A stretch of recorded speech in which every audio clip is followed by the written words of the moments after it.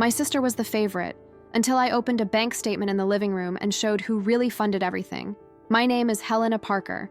I'm 33 years old, with brown hair that falls just past my shoulders, brown eyes that have seen too much and said too little, and a body that's lean from years of standing behind a pharmacy counter and running between two jobs. I live in Austin, Texas, the city of live music and breakfast tacos, though I rarely have time for either. I'm a hospital pharmacist at Del Seaton Medical Center. I'm engaged to a man who actually sees me, and for 33 years, I've been the practical one. You know that phrase? The practical one? It sounds like a compliment. It sounds like responsibility, maturity, reliability. What it actually means is the one who pays, the one who fixes, the one who gets empty praise while everyone else gets actual support. My sister Clara is 3 years older than me. She's the light of the house. That's what my mother calls her. Charismatic, creative, always bursting with new ideas, new projects, new dreams that require funding she never has, and follow-through she's never developed. Clara has our father's easy charm and our mother's ability to make you feel like you're the problem if you're not applauding her latest scheme. I have scholarships, student loans I'm still paying off, and the distinction of being the daughter who turned out fine on her own. Except I didn't do it on my own. I did it while also funding theirs. For 10 years, I've been the family ATM. Not in the obvious movie villain way. No one held a gun to my head. It was subtler than that. A text from Mom. Helena, honey, rent is due and your father's hours got cut. Can you help us out just this once? A call from Clara. Lena, I know you're busy, but my car insurance lapsed and I have that interview tomorrow. Can you cover it? I'll pay you back. Except just this once became every month. And I'll pay you back became a phrase that meant nothing. I worked 2 jobs for most of my 20s. Daytime at the hospital pharmacy, evenings and weekends doing medication therapy management consultations remotely. I lived in a 500-square-foot apartment in Riverside with a window AC unit that barely worked and a mattress on the floor because I was saving for a house. I was always saving for something. A house, a wedding, a life that felt like mine. But the money kept leaving my account.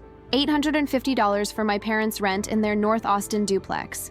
$320 for Clara's car insurance. $200 for Clara's photography course. $2,400 for Clara's trip to an entrepreneurship retreat in Sedona. $950 for the down payment on Clara's sustainable jewelry business inventory. I have the receipts, all of them. Venmo, Zelle, bank transfers. I keep meticulous records. Pharmacist brain, I guess. I just never added them up.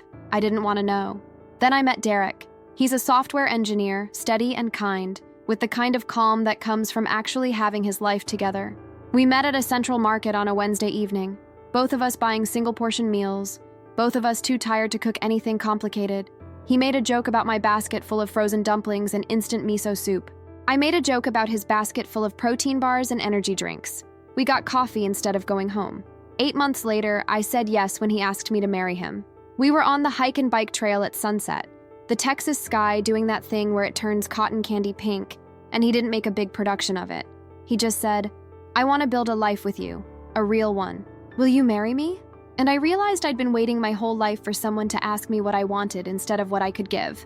I told my parents 2 days later at Sunday dinner, the same Sunday dinners I'd been attending out of obligation for years, the same dinners where Clara dominated the conversation with stories about her latest project, and Mom and Dad hung on every word.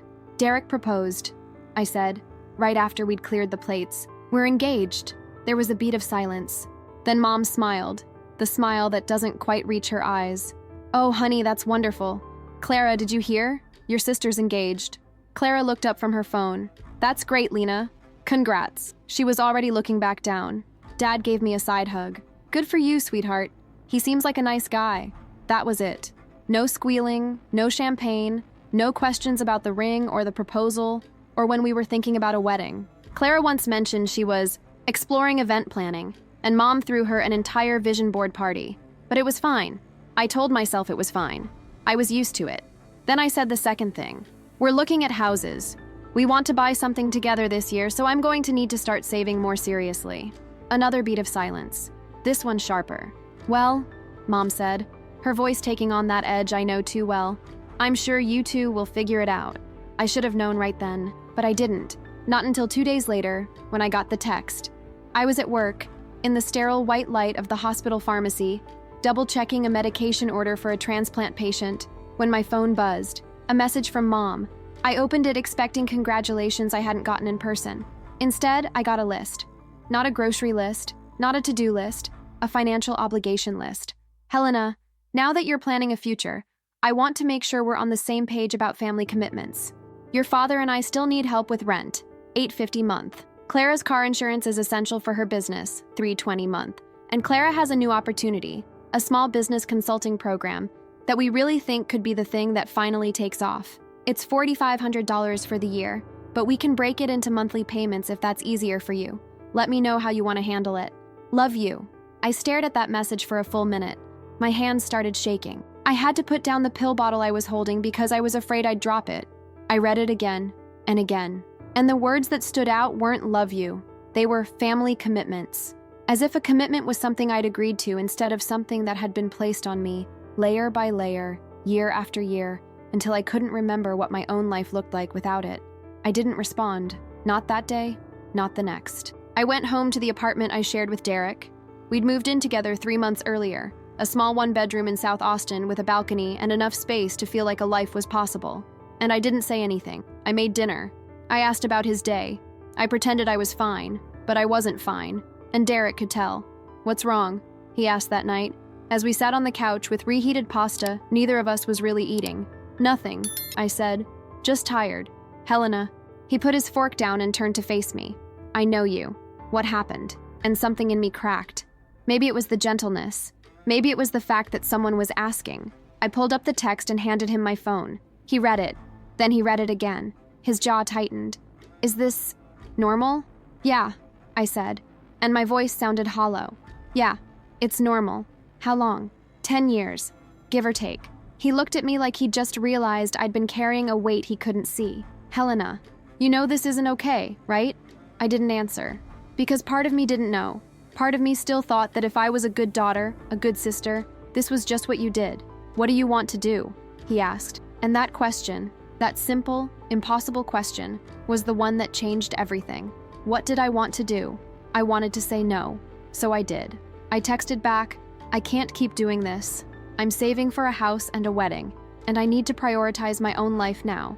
I'm sorry. I hit send before I could spiral, and then I turned off my phone and sat in the silence of my own decision. If you've ever been the family ATM, you know what's coming next.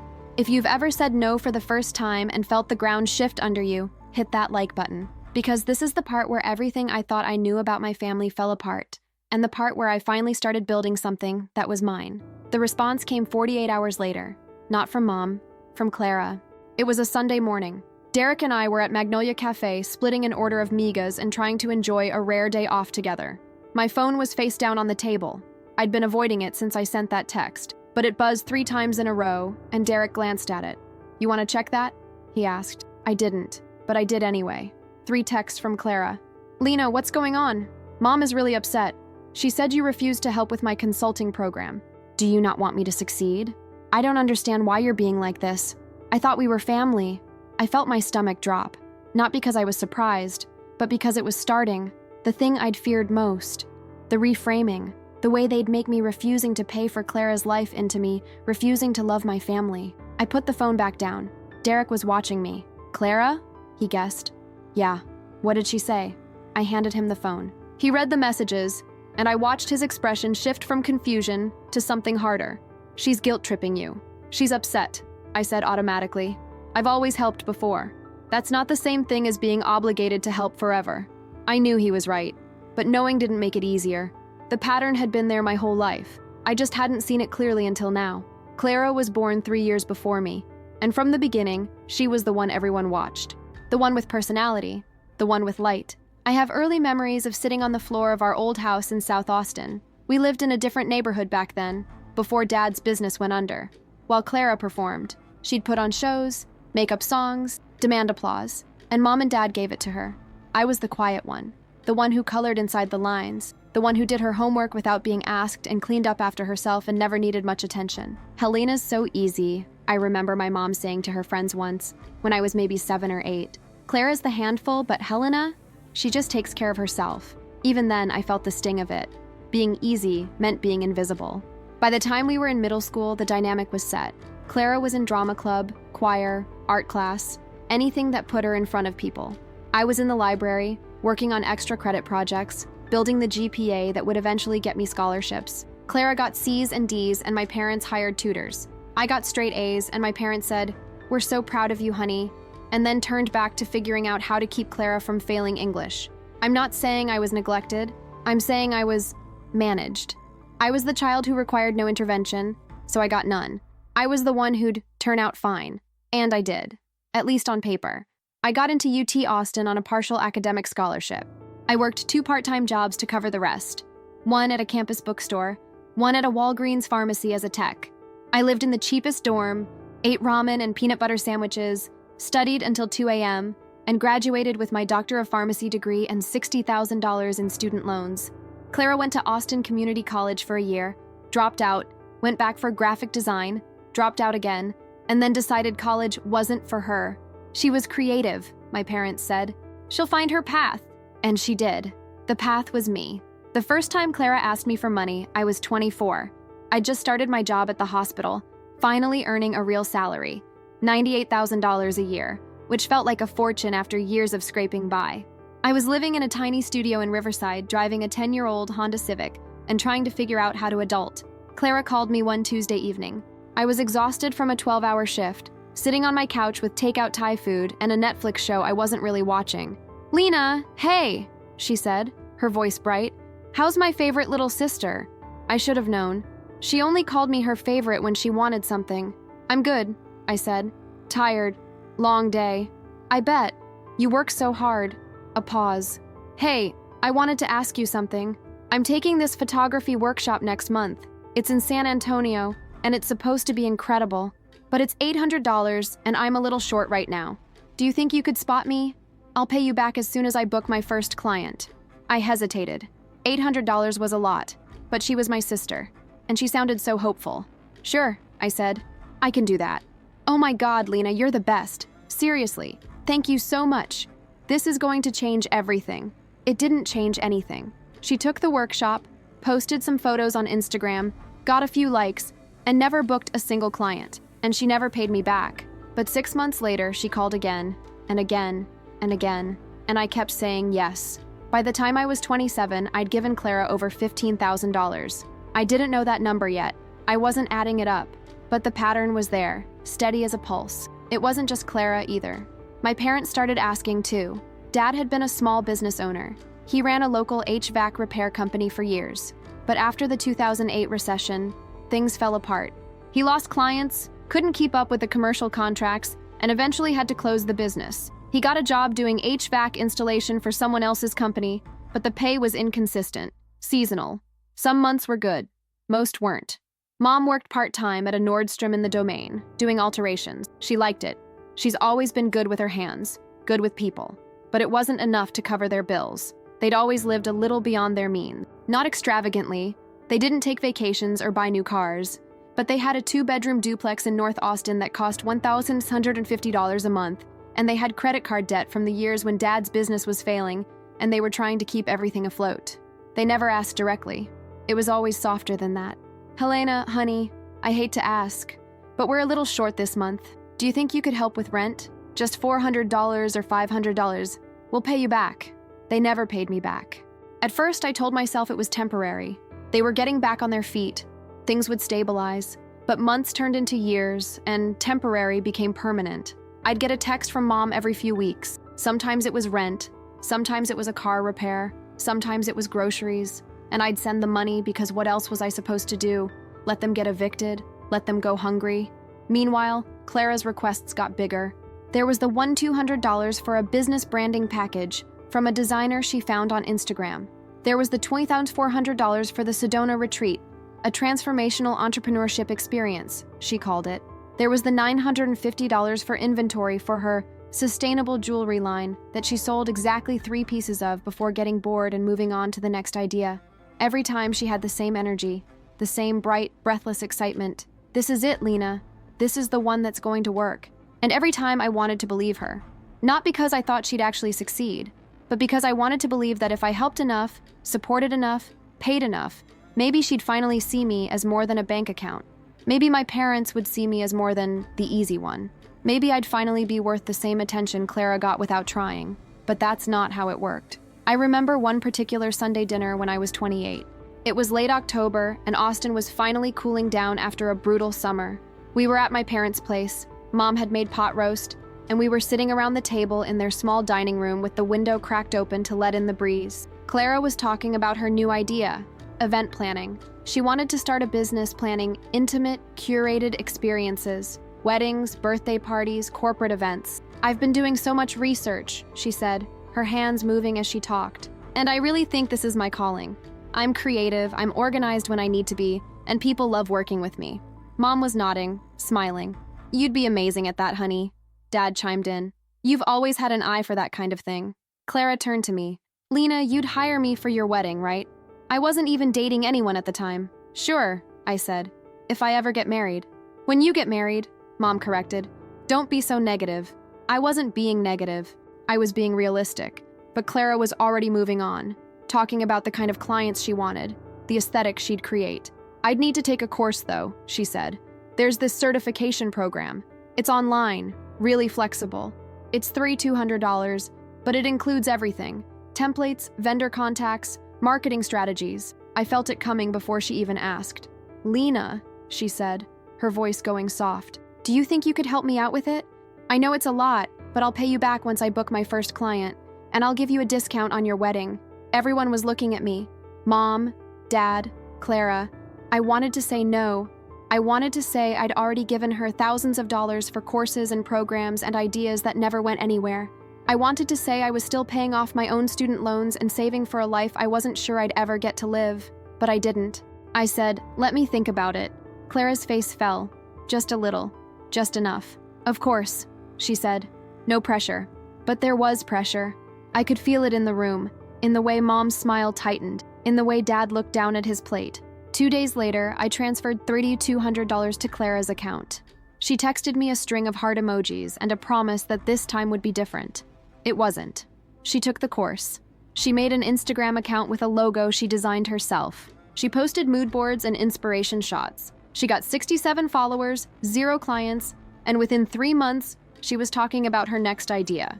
And I was still paying my parents' rent. The thing about being the family ATM is that it happens so gradually, you don't notice you're drowning until you're already underwater. By the time I was 30, I'd developed a routine that barely left room for a life. Monday through Friday, I worked 7 a.m. to 3:30 p.m. at Del Seaton Medical Center. I'd come home, change clothes, eat something quick, usually leftovers or a protein bar, and then log into my laptop for remote MTM consultations from 5 p.m. to 9 p.m. Weekends, I picked up extra shifts at the hospital or did more consulting work. I was making around $115,000 a year between both jobs. Good money, the kind of money that should have meant I was comfortable, building savings, living well. But I wasn't. My rent was $1,100 a month for a 1-bedroom in Riverside. Utilities, groceries, gas, student loan payments, another $1,200. I was putting $500 a month into savings, trying to build toward a down payment on a house. And then there was the family fund. $850 for my parents' rent, $320 for Clara's car insurance, and then the extras, the emergencies, the opportunities, the just this once requests that came every few weeks. I was averaging $1,500 to $2,000 a month going to my family. I was working 60-hour weeks and living like I made $40,000, and nobody noticed. Or maybe they did, and they just didn't care.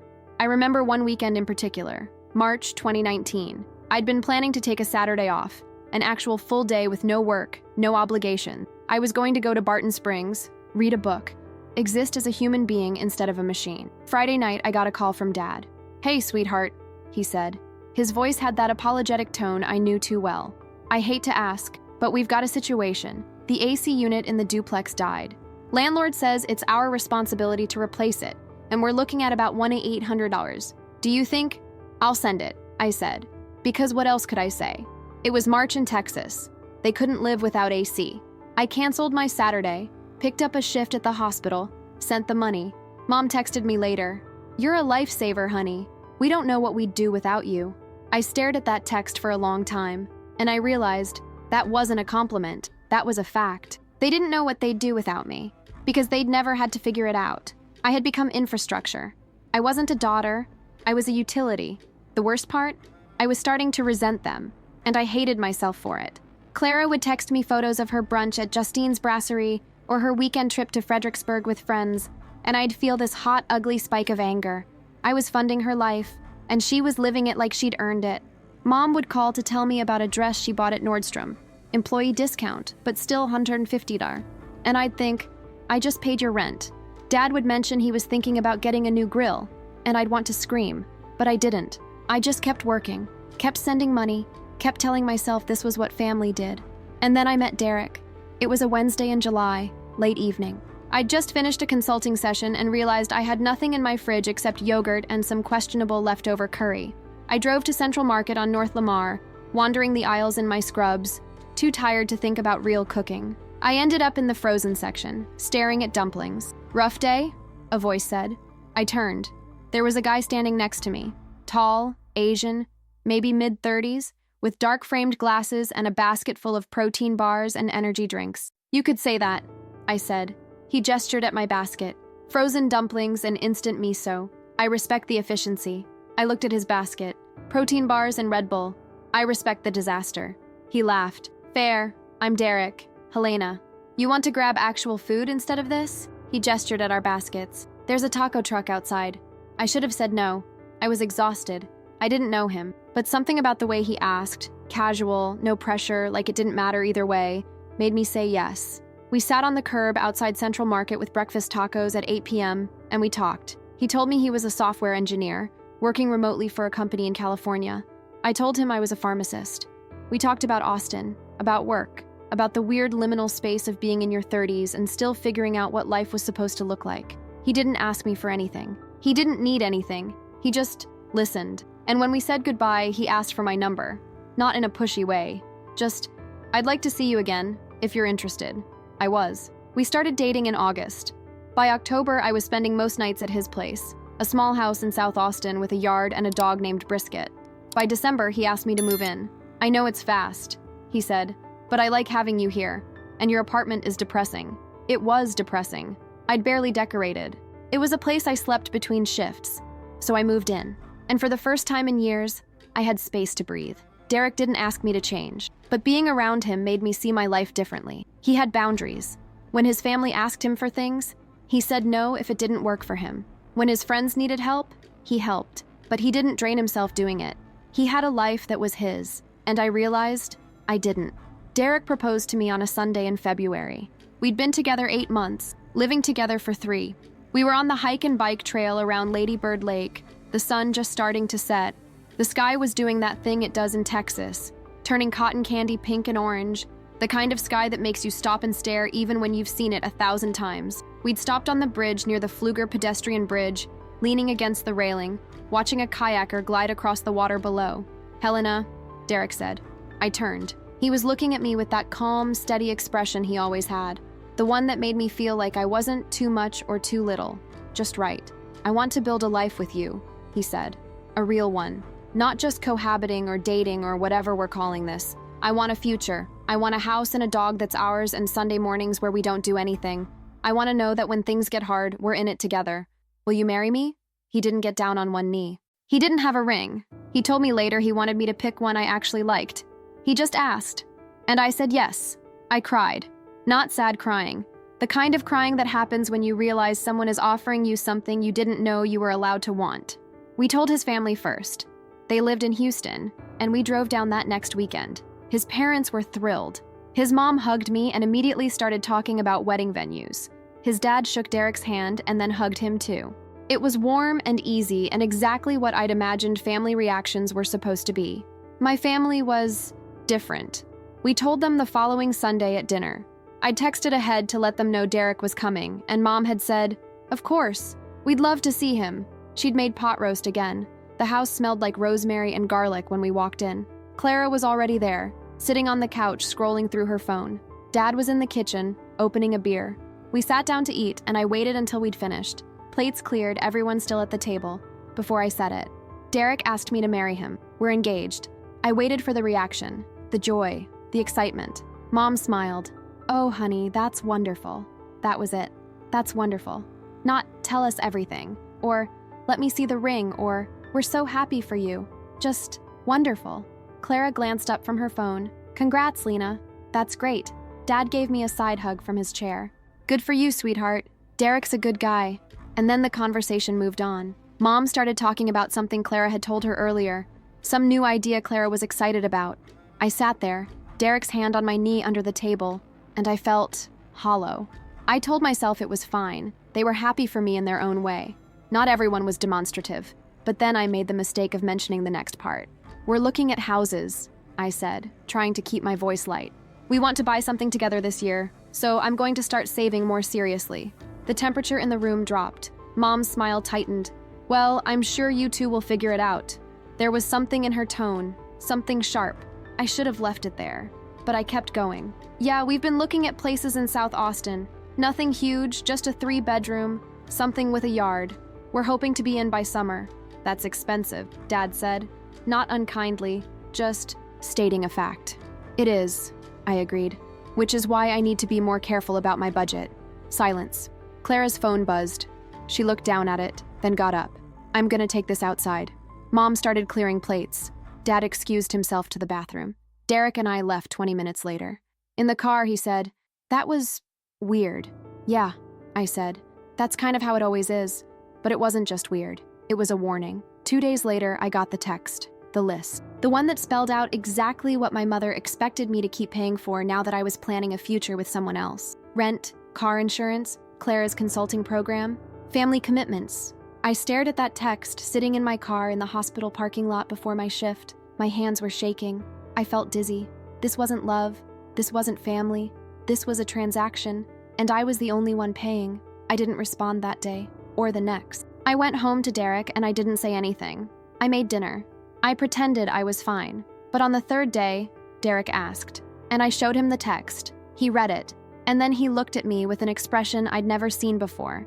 Something between heartbreak and fury. How long has this been going on? He asked. 10 years, I said. My voice cracked. Maybe more. I don't know. I stopped counting. Helena. He put the phone down. You know this isn't normal, right? You know you don't owe them this. I didn't answer, because part of me still wasn't sure. What do you want to do? He asked. And that question, God, that question. What did I want? I wanted to stop. I wanted my life to be mine. I wanted to build a future that wasn't weighed down by a past I couldn't change. I wanted to say no, so I did. I texted back, I can't keep doing this. I'm saving for a house and a wedding, and I need to prioritize my own life now. I'm sorry. I hit send, turned off my phone, and waited for the fallout. It didn't take long. The first 24 hours after I sent that text, there was silence. Radio silence. No response from Mom, no follow-up, no acknowledgement. I told myself maybe they understood. Maybe they'd respect my boundary. I should have known better. On the second day, Clara called. I was at work, counting pills for a post-op patient's discharge, and I saw her name light up my phone. I almost didn't answer, but some old ingrained reflex made me pick up. Hey, I said, keeping my voice low. I stepped into the back supply room for privacy. Lena, her voice was tight. What's going on? What do you mean? Mom said you told her you're not helping anymore. Is that true? I took a breath. I told her I need to focus on my own finances right now. Derek and I are buying a house, and so that's it? Clara's voice went up. You're just cutting us off? I'm not cutting anyone off. I'm just saying I can't keep paying for everything. Paying for everything? Lena, we're family. You've helped out here and there, but it's not like we've been bleeding you dry. Here and there. I almost laughed. I'd sent her $15,000 over the years. I'd paid my parents' rent for 4 years straight. But in her mind, it was here and there. Clara, I've given you thousands of dollars, I said, trying to keep my voice steady. I've paid for courses, trips, business ideas, car insurance. I've paid Mom and Dad's rent almost every month for 4 years. Because you offered, she shot back. No one forced you. You wanted to help. I did want to help, but I can't anymore. I have my own life to build. Right, your life with Derek. She said his name like it was sour. You've been with him, 8 months? And suddenly you're too good for your own family? That's not what Mom's really hurt, Lena. Dad, too. They don't understand why you're doing this. Honestly, neither do I. I felt that familiar guilt rising in my chest, the same guilt that had kept me saying yes for a decade. But underneath it, something else was building. Anger. I'm not doing anything to them, I said. I'm just taking care of myself by abandoning us. I'm not. Whatever, Lena. I have to go. She hung up. I stood there in the supply room, surrounded by boxes of syringes and medication vials, and I felt like I'd been punched. That was the first call. It wasn't the last. Over the next week, the messages started coming. Not from Mom or Dad directly. They stayed silent, which was somehow worse, but from everyone else. My cousin Jenna, who I hadn't spoken to in 6 months. Hey, I heard things are tense with you and your parents. You okay? Is everything all right with Derek? My Uncle Paul, Dad's brother. Helena, your dad mentioned you're going through something. If you need to talk, I'm here. Family is everything, you know. Even my mom's best friend, Carol, who'd known me since I was a kid. Sweetheart, I ran into your mom at Nordstrom. She seems really stressed. I hope you two can work things out. It was coordinated. I could feel it. They weren't reaching out because they cared. They were reaching out because they'd been told a version of the story. My version rewritten to make me the villain. I wasn't setting boundaries. I was abandoning them. I wasn't protecting my future. I was choosing Derek over family. I wasn't saying no. I was being selfish. The worst part? I started to believe it. I'd lie awake at night, Derek asleep next to me, and I'd replay every conversation, every text, every decision. And I'd wonder, am I wrong? Am I being selfish?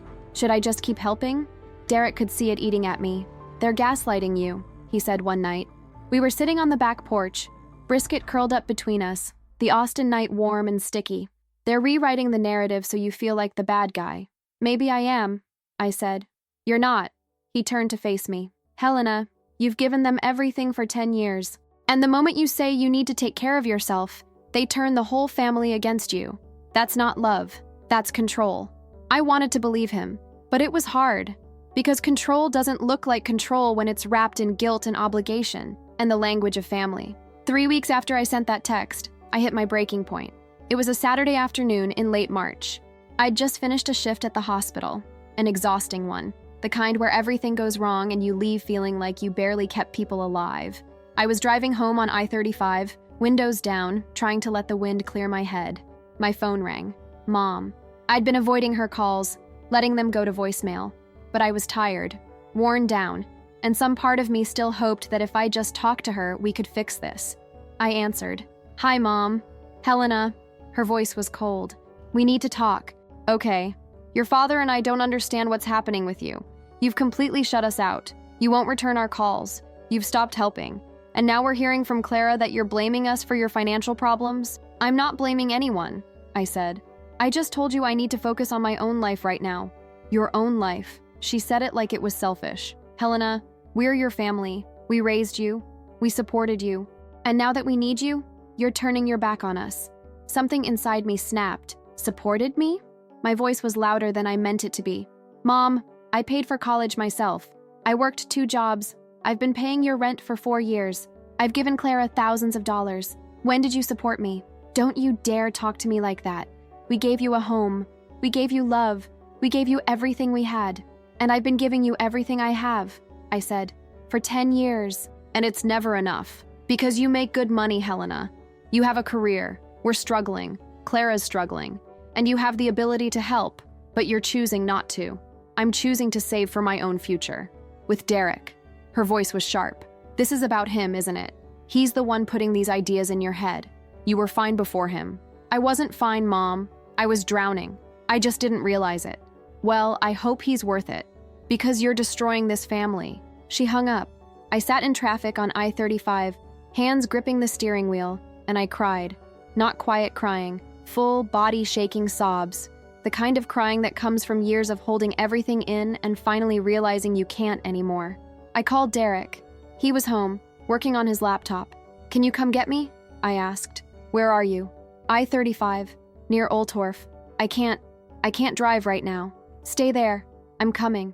He found me 20 minutes later, pulled over on the side of the highway, hazard lights on. He got in the passenger seat, moved my car to a parking lot nearby, and then drove us home in his car.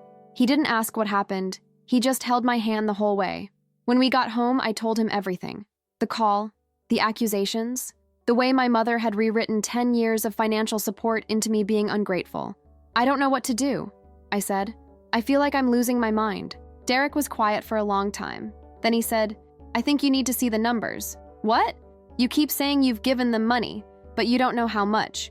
You need to see it. Actually see it. I don't want to know. I think you need to. He was right.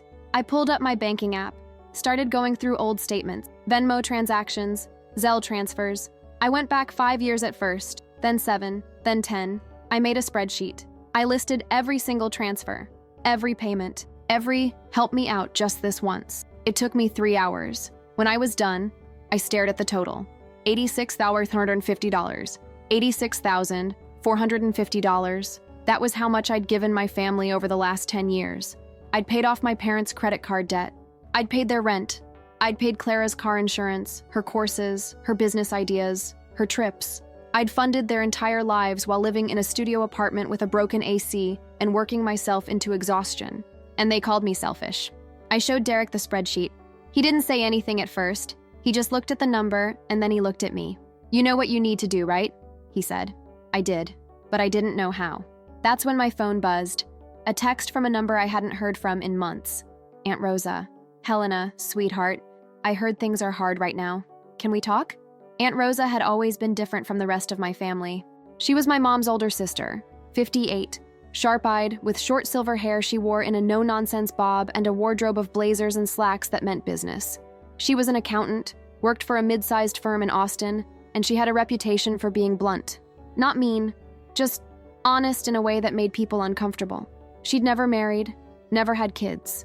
I like my life quiet, she'd say when people asked. She had a condo in East Austin, a rescue cat named Maurice, and a wine collection she was genuinely proud of. Growing up, I'd always liked Aunt Rosa, but we weren't close. She came to family dinners sometimes, but she had a way of sitting back and observing rather than participating.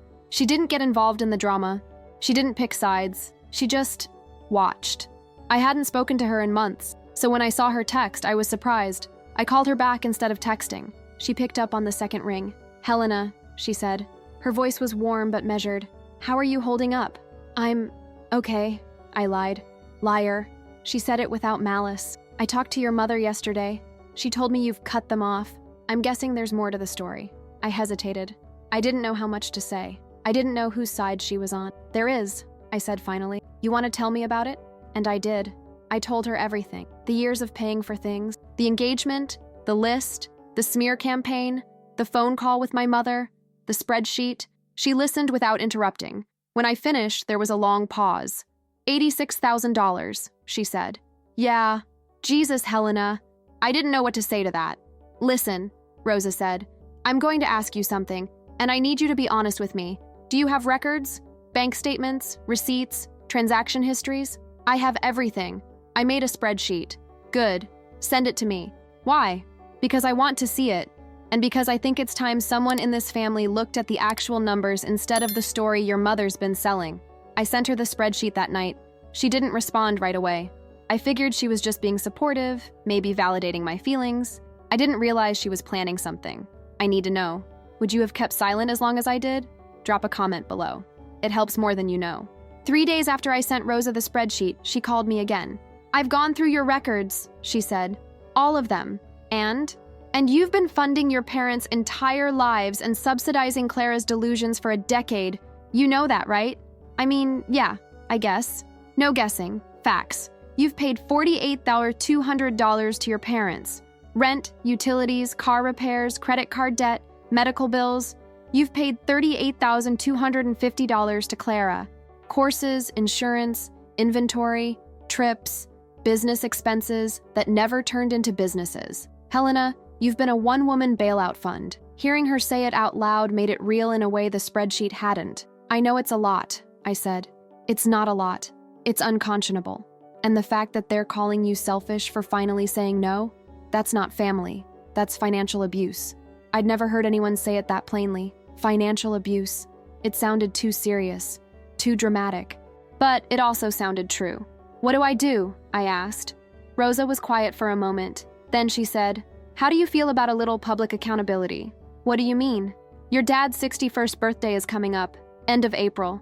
Your mom's been planning a family dinner at their place. You're invited, I assume. I haven't checked. Probably. Good. I'm going to suggest we do something special this year. A bigger gathering. Invite the extended family, cousins, uncles, aunts. Your mom will love that. She loves an audience. Okay? And at that gathering, I'm going to ask a very simple question. Who paid for the life they've been living? My stomach dropped. Rosa, I don't know if I can... You don't have to do anything, she said. I will, but I need your permission. Because once I do this, there's no taking it back. Your family will know the truth, and they won't be able to rewrite it. I thought about the last 10 years, the exhaustion, the resentment, the way I'd worked myself into the ground while they lived off my labor and called me selfish the moment I stopped. I thought about the spreadsheet, $86,450. I thought about my mother's voice on the phone. You're destroying this family. Do it, I said. Rosa moved fast. Within a week, she'd called my mom and suggested the big birthday dinner for Dad. He's turning 61, Diane. That's a milestone. Let's do it right. I'll help organize. We'll invite everyone. Mom loved the idea. Of course she did. She loved being the center of attention, loved hosting, loved the performance of family. The date was set, April 28th, a Saturday evening, at my parents' duplex. Rosa didn't tell anyone what she was planning, not even me, fully. She just said, trust me, and be ready. In the meantime, I tried to keep my head down. I didn't respond to messages from extended family. I didn't engage with Clara. I showed up to work, came home to Derek, and tried to pretend my life wasn't about to implode. But it was hard, because the smear campaign hadn't stopped. I started hearing things secondhand. My cousin Jenna told me that Clara had been posting vague things on social media about family betrayal and people who forget where they came from. My uncle Paul mentioned to Derek at a chance encounter that he hoped I was doing okay because Diane was really worried about me. The narrative was set. I was the problem. I was the one who'd changed. I was the one tearing the family apart. And the worst part? I still felt guilty. Even knowing what I knew, even seeing the numbers. There was this voice in the back of my head that kept whispering, maybe you should have just kept helping. Maybe this is your fault. Derek saw it. You're not the villain here, he'd remind me. They are, but it didn't feel that way. It felt like I was standing on the edge of something irreversible, and once I stepped off, there'd be no going back. April 28th got closer, and I got more anxious. The night before the party, I couldn't sleep. I kept imagining how it would go. Rosa revealing the truth, my parents' faces, Clara's reaction, the extended family watching. What if it makes things worse? I asked Derek. We were lying in bed, the ceiling fan turning slowly above us. He rolled over to face me. Worse than being erased and exploited for a decade? He said. Worse than working yourself into exhaustion while they call you selfish? Helena, things are already bad. At least this way, the truth is out. He was right. But that didn't make it easier. The next morning, I got dressed in a plain blue sundress, something neutral, something that wouldn't draw attention. Derek wore a button-down and jeans. We drove to my parents' duplex in North Austin, the afternoon sun beating down, the air already thick with heat. The driveway was full of cars, my Uncle Paul's truck, my cousin Jenna's sedan, Aunt Rosa's pristine white Camry. I took a deep breath. Derek squeezed my hand. You ready? He asked. I wasn't, but I nodded anyway. We walked inside. The duplex was packed. My parents' place wasn't big. 2 bedrooms, a narrow living room that bled into a galley kitchen, a small back patio where Dad kept his grill. But they'd crammed in about 20 people, and it felt like 40. Cousin Jenna was there with her husband and 2 kids, Uncle Paul and his wife Linda, my mom's best friend Carol, a handful of neighbors I vaguely recognized, and of course Clara. She was holding court in the kitchen, wearing a flowy maxi dress and talking animatedly to a small cluster of relatives. When I walked in, her eyes flicked to me for half a second, then away. No acknowledgement, no greeting. Mom was in the living room, fussing over a tray of appetizers. When she saw me, her smile froze. Helena, she said. Her voice was polite, cold. I'm glad you could make it. Wouldn't miss Dad's birthday, I said, matching her tone. Of course. She turned back to the tray. Dad was out on the patio, manning the grill with Uncle Paul. He waved when he saw me through the screen door. A small, uncertain wave. I waved back. Derek and I found a corner near the sliding door and tried to blend in. Rosa was across the room talking to Linda, but when she saw me, she gave me the smallest nod. It's happening. The next hour was surreal. People ate. People talked. Clara laughed too loud at something someone said. Mom made sure everyone's drinks were full. Dad brought in burgers and hot dogs, and we all sat wherever we could find space. On the couch, on folding chairs, on the floor. It felt normal. Too normal. And then, right as people were finishing their food, Rosa stood up. Before we do cake, she said, her voice cutting through the chatter. "I want to say a few words." The room quieted. Mom looked pleased. She probably thought Rosa was going to give a nice speech about Dad. Rosa smiled. "Richard, happy birthday. You're a good man, and I hope this year brings you everything you need." Dad raised his beer. "Thanks, Rosa. That said," Rosa continued, her tone shifting, "I think it's time we talk about something that's been bothering me. Something I think this family needs to hear." The room got quieter. People were paying attention now. Mom's smile faltered. "Rosa, maybe this isn't the time." "It's exactly the time," Rosa said. She pulled out her phone. "Because I've been hearing a lot lately about how Helena has cut off the family, how she's being selfish, how she's changed." My stomach dropped. Every eye in the room turned to me. "But here's the thing," Rosa said. "I wanted to understand what actually happened. So I asked Helena for her bank records, and she sent them to me." Mom's face went pale. Clara stopped mid-sip of her wine. "I'm an accountant," Rosa continued. "So I did what I do. I added it up. And I think you all deserve to know the truth." She tapped her phone, and suddenly, the TV on the wall, the one Dad used for watching football, lit up. A spreadsheet. My spreadsheet. Every transaction, every date, every dollar amount. And at the bottom, in bold, total, $86,450. The room went silent. For a moment, no one moved. No one spoke.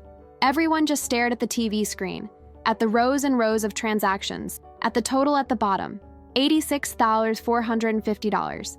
Rosa let the silence sit. Then she said, "This is what Helena has paid over the last 10 years.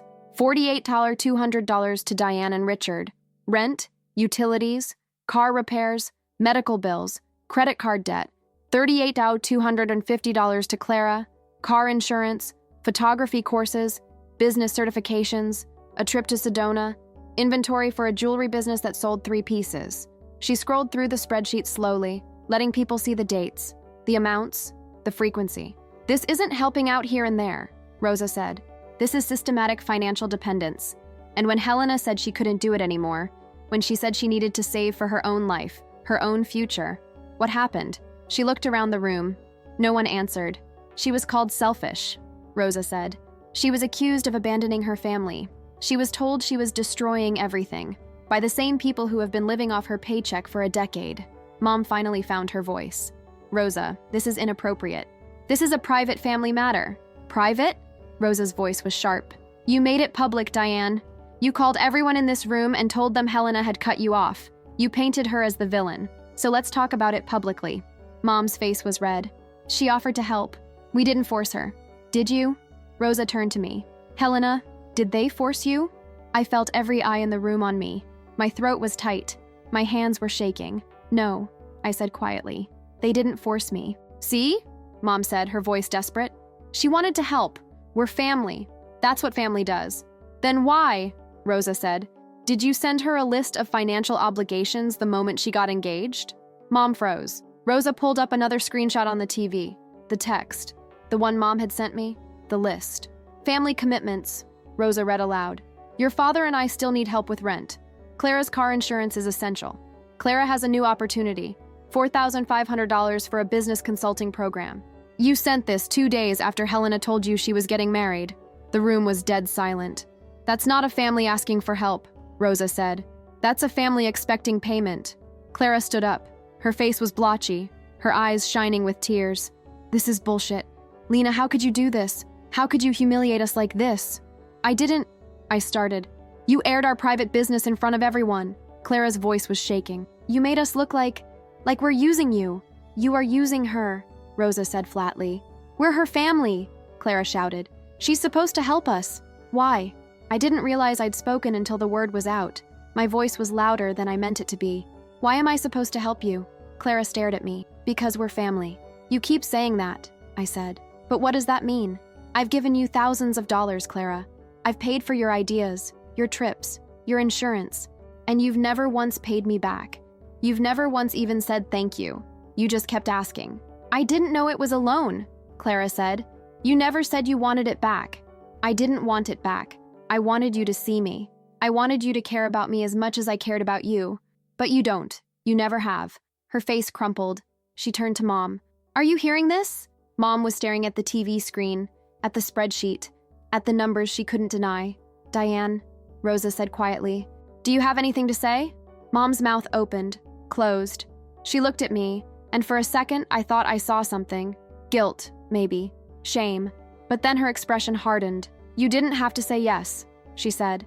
Every time we asked, you could have said no, but you didn't. So don't act like you're some kind of martyr. I'm not acting like a martyr, I said. I'm just done being your ATM.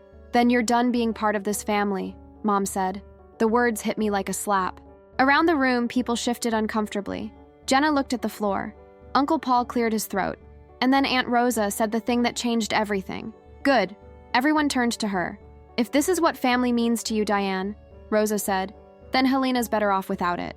What happened next changed everything. If you've made it this far, don't leave now. You won't want to miss this. And if you're not subscribed, hit that button so you don't miss what comes next. The silence that followed Rosa's words was suffocating. Mom's face went from red to white. Dad stood frozen by the grill, holding a pair of tongs like he didn't know what to do with them. Clara had tears streaming down her face, but she wasn't saying anything. She was just staring at me like I'd betrayed her in the worst possible way. And maybe in her mind, I had. Uncle Paul was the first to speak. Rosa, I think that's a little harsh. Is it? Rosa turned to him. Paul, did you know Helena has been paying Diane and Richard's rent for 4 years? He blinked. No, I didn't. Did you know she's given Clara nearly $40,000? No. And yet, when Diane told you Helena had cut them off, you reached out to Helena to make sure she was okay. But really, you were checking to see if the story Diane told you was true, weren't you? Paul looked uncomfortable. I just wanted to make sure she was all right. She's not all right, Rosa said. She's been funding 3 people's lives while working 60-hour weeks and living in a 1-bedroom apartment with a broken AC. She's been drowning, and none of you noticed, because none of you asked. Jenna, sitting on the floor with her kids, spoke up quietly. I didn't know it was that bad. Because they didn't tell you, Rosa said. They told you Helena was selfish. They told you she'd changed. They told you she'd chosen her fiancé over her family. They didn't tell you she'd been bankrolling them for a decade. Mom finally found her voice again. You have no right to do this, Rosa. This is my home. This is my family. And Helena is your daughter, Rosa shot back. But you've treated her like a paycheck. That's not true, Mom said, but her voice wavered. Then explain the text, Rosa said. Explain why, the moment Helena told you she was engaged and needed to save money, you sent her a list of things you expected her to keep paying for. Mom didn't answer. Clara, still standing in the kitchen, wiped her eyes and said, Lena, if you felt this way, why didn't you just talk to us? I stared at her. I did, Clara. Every time I hesitated to send money, every time I said, I'm not sure I can afford this right now, and you'd say, please, Lena, I really need this. I'll pay you back. But you never did. I didn't have the money. Neither did I. My voice cracked. I was living on nothing so you could live on something, and you didn't even notice. She opened her mouth, but nothing came out. Dad finally spoke. His voice was quiet, almost defeated. Helena, we didn't know it was this much. You didn't ask, I said. We thought you were doing fine. You have a good job. You never said you were struggling. I was struggling, I said. I've been struggling for 10 years, but every time I even hinted at it, you'd tell me about something Clara needed or something you couldn't afford, and I'd feel guilty for even thinking about saying no. He looked down at the tongs in his hands. I'm sorry. It was the first time anyone had apologized, and it should have felt like something, but it just felt empty, because sorry didn't give me back the last 10 years. Sorry didn't give me back the $86,000. Sorry didn't undo the exhaustion, the resentment, the feeling that I'd never been enough. I appreciate that, Dad, I said, but I can't do this anymore. So that's it? Clara's voice was sharp again. You're just done with us? I'm done being used, I said. If you want a relationship with me, it has to be different. It has to be mutual. I can't be the only one giving. We gave you a home, Mom said, her voice rising. We raised you. We loved you. You gave Clara a home, I said. You raised her. You loved her. I was just the easy one, the one who didn't need anything. Except I did need something. I needed to be seen, and you never saw me. Mom's face twisted. That is not true, isn't it? I looked around the room. When I got into UT on a scholarship, you didn't throw me a party. But when Clara got accepted to ACC, you took her out to dinner. When I graduated with my PharmD, you didn't come to the ceremony because Dad had to work. But when Clara finished her photography course, you threw her a vision board party. When I got engaged, you smiled and changed the subject. But when Clara said she was exploring event planning, you acted like she'd won the lottery. We're proud of you, Mom started. You're proud of what I can do for you, I said. Not who I am. The room was silent again. And then Jenna said quietly, I think Helena's right. Everyone turned to her. I've watched this my whole life, Jenna said. Helena was always the one who had it together. Clara was always the one who needed help. And Aunt Diane and Uncle Richard. You guys always focused on Clara. I didn't realize it was this extreme, but yeah, Helena's right. Mom looked like she'd been slapped. Jenna, I'm not trying to be mean, Jenna said. I'm just saying, maybe it's time to listen to her. Uncle Paul nodded slowly. I think Jenna's got a point. And just like that, the room shifted.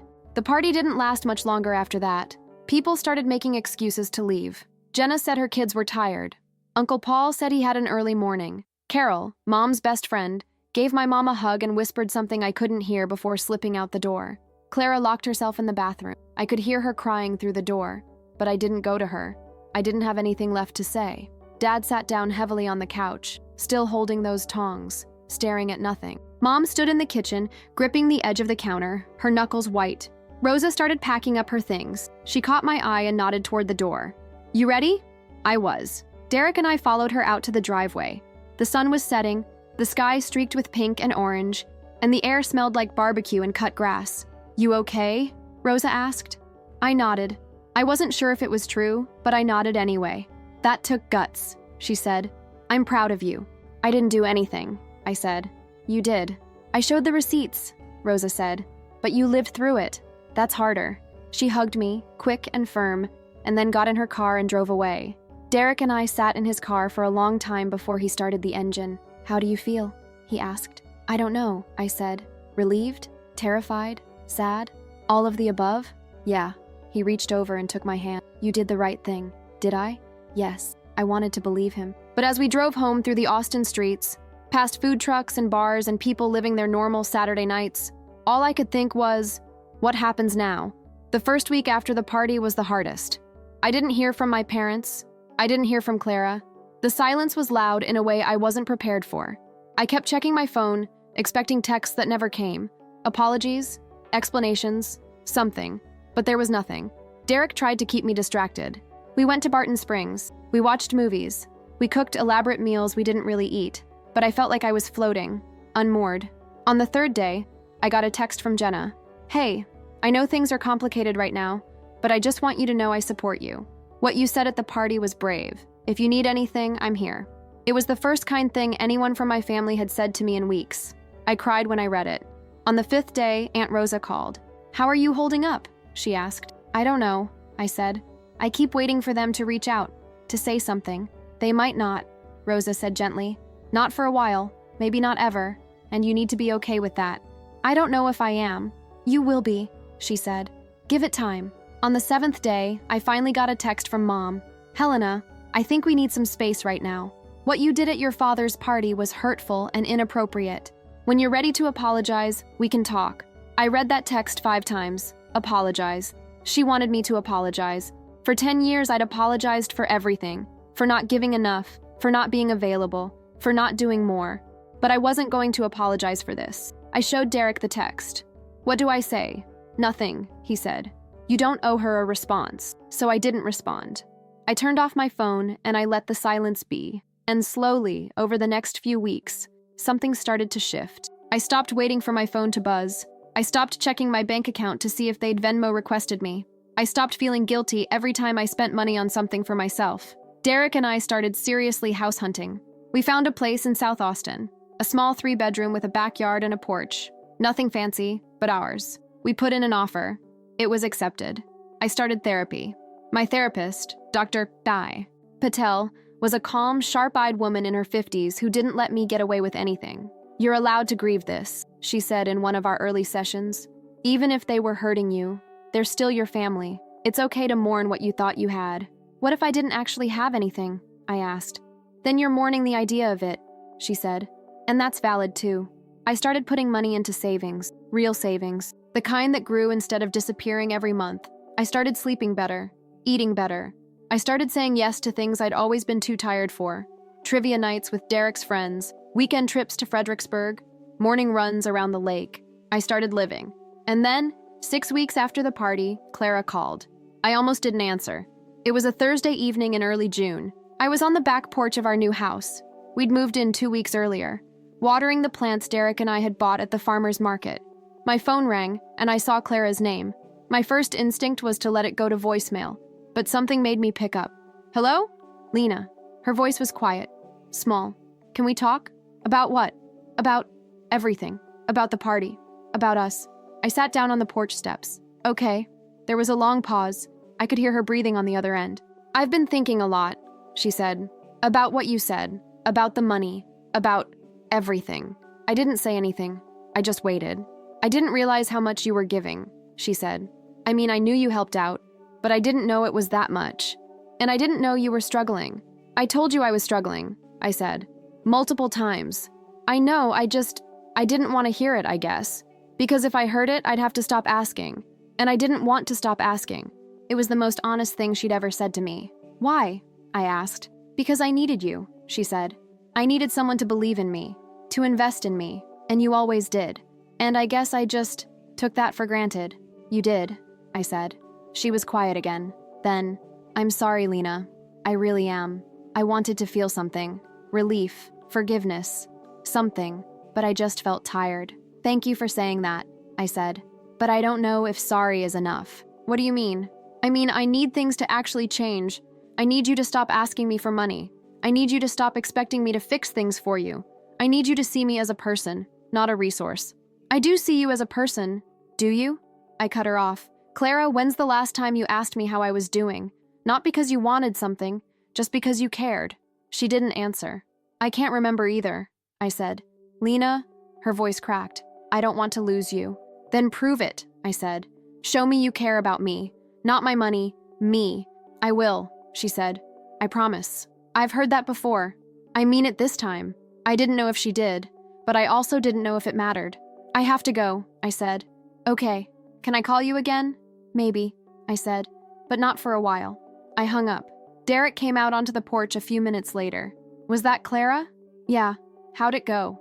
I don't know, I said. She apologized, but I don't know if she gets it. Maybe she doesn't yet, Derek said. But at least she's trying. Yeah, I said. Maybe.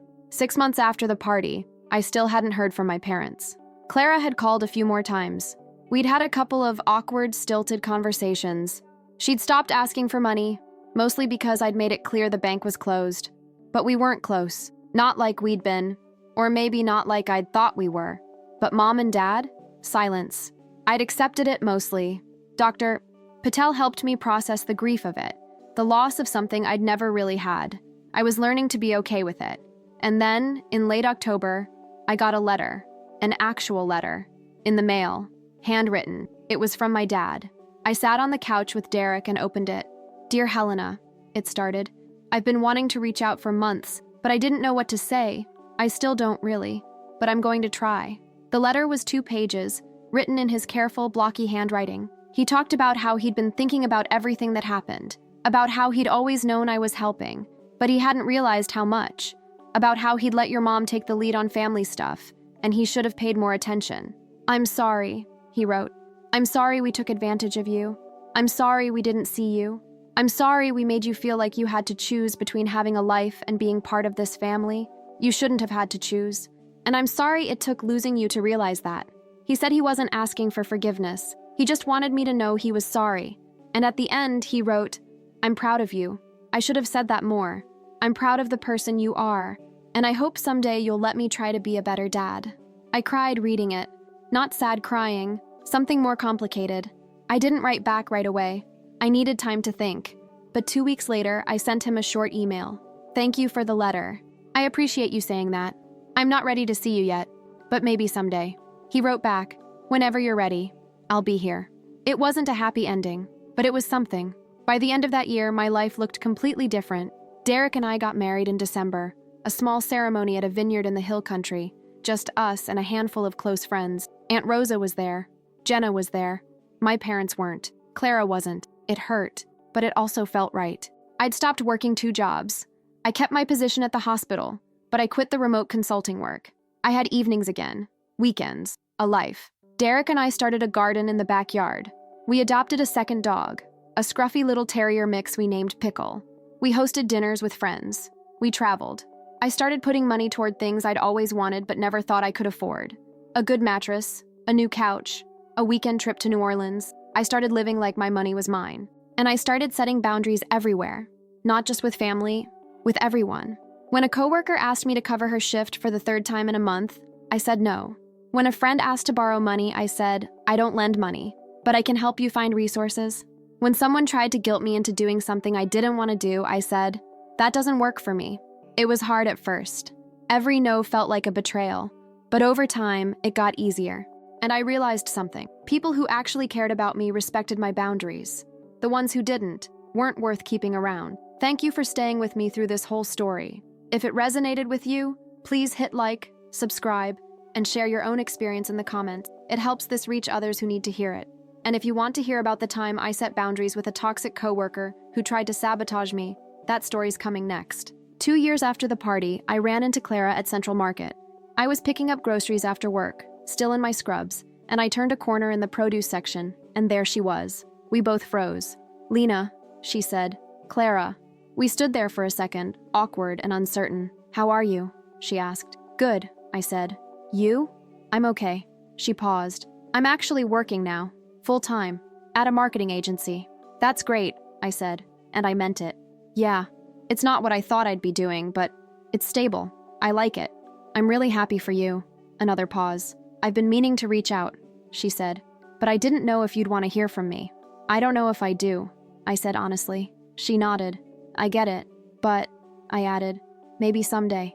Her face softened. Yeah, maybe someday. We said goodbye and went our separate ways, and I felt okay. Not happy, not sad, just okay. It's been 3 years since the party. 3 years since Aunt Rosa displayed my spreadsheet on my parents' TV and my family fractured in front of everyone. Here's where we are now. I'm still a pharmacist at Del Seaton. I love my job.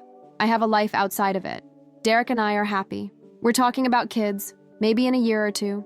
Aunt Rosa and I are close. We have wine nights once a month. She's the family I chose. Jenna and I text regularly. She's the cousin I never really knew, but I'm getting to know now. My dad and I email occasionally, short, careful messages. We're not close, but we're something. He's working on himself, he says, going to therapy, trying to be better. My mom and I haven't spoken. I don't know if we ever will, and I'm okay with that. Clara and I have coffee once every few months. It's still awkward. We're still figuring out what a relationship looks like when it's not built on me giving and her taking, but we're trying. And me? I have $47,000 in savings. I'm debt-free. I have a house I love, a husband I adore, and a life that feels like mine. I'm not the family ATM anymore. I'm not the practical one or the easy one. I'm just Helena, and that's enough. If you've been the person everyone leans on, the person who gives and gives until there's nothing left, I want you to know. It's okay to stop. It's okay to say no. It's okay to choose yourself. You're not selfish for having boundaries. You're not cruel for protecting your peace. You're not a bad person for refusing to be used. You deserve a life that's yours, and you don't have to earn it by funding everyone else's. The money I gave my family is gone. I'll never get it back. But I got something more valuable. I got myself back. And that's worth more than $86,000 could ever be. Sometimes the cruelest thing a family can do isn't dramatic or loud. It's quiet. It's making you believe that love is measured in dollars, that worth is measured in utility, that being the easy one is something to be proud of instead of something that slowly erases you. I spent 10 years trying to buy a place in my family, and the moment I stopped paying, I learned the truth. I'd never had one. But I found my place somewhere else, with people who see me, with a life I built on my own terms. And if my story helps even one person realize they deserve better, then it was worth telling. Thank you for listening.